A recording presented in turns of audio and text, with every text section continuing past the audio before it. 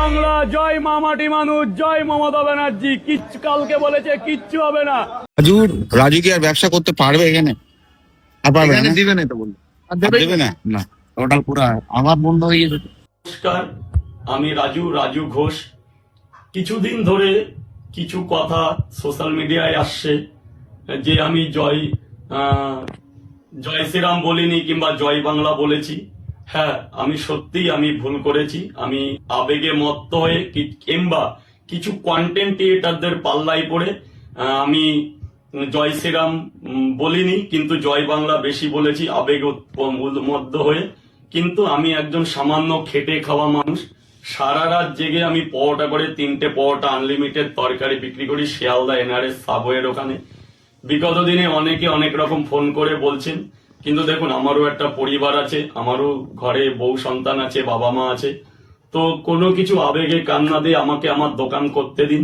আমি চাই সেই 14 বছর আগে ফিরে আসতে, যখন আমি খুবই দরিদ্র ঘর থেকে ছেলে, আমি 2টো পরোটা নিয়ে কলকাতা স্ট্রিট ফুটে বসি। আমি সেইভাবেই আমার জীবনযাপন করতে চাই। আমি কোনো রাজনীতির কথা বলতে চাই না আমার দোকানের ওইখানে, কারণ আমরা খেটে খাওয়া সাধারণ মানুষ। আমার রাজনীতির কথা বলা সাজে না এবং আমি কোনো রাজনীতির মধ্যে থাকতেও চাই না। কিন্তু কিছু কন্টেন্ট ক্রিয়েটার আমাকে এগুলো করিয়েছে। আমি তারপরেও সবচেয়ে বড় ক্ষমা চেয়ে নিচ্ছি। একজনের প্রবচনায় পড়ে আমি শিব মন্দিরে মাংস খেয়েছি, যেহেতু সে বারবার বলেছে আমার বাড়ির মন্দির। একজনের প্রবচনায় পড়ে, তার জন্য সমস্ত বাসীর কাছে আমি ক্ষমা প্রার্থী। তো আমি আমার দোকানটা খুলতে চাই, না হলে আমার ঘরে আমার সংসারে খুবই অভাব অনটন পড়ে গেছে। আমি এভাবেই আমার ব্যবসার মধ্যে থেকেই থাকতে চাই এবং আমি সোশ্যাল মিডিয়া থেকে দূরে থাকতে চাই। নমস্কার। যে আমি নাকি বলেছি যে আমি বাড়ি ছাড়া এবং যে কোনো দল থেকে আমাকে কিছু করা হচ্ছে, কিন্তু সম্পূর্ণ মিথ্যা। আমি বাড়িতেই আছি, আমি ভালো আছি, আমি সুরক্ষিত আছি। যেহেতু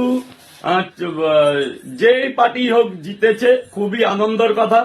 আমিও হিন্দুত্ব হয়ে বলছি জয় শ্রীরাম, জয় জয় শ্রীরাম। কিন্তু আমি আজ 2 দিনের মধ্যে দোকানও খুলছি।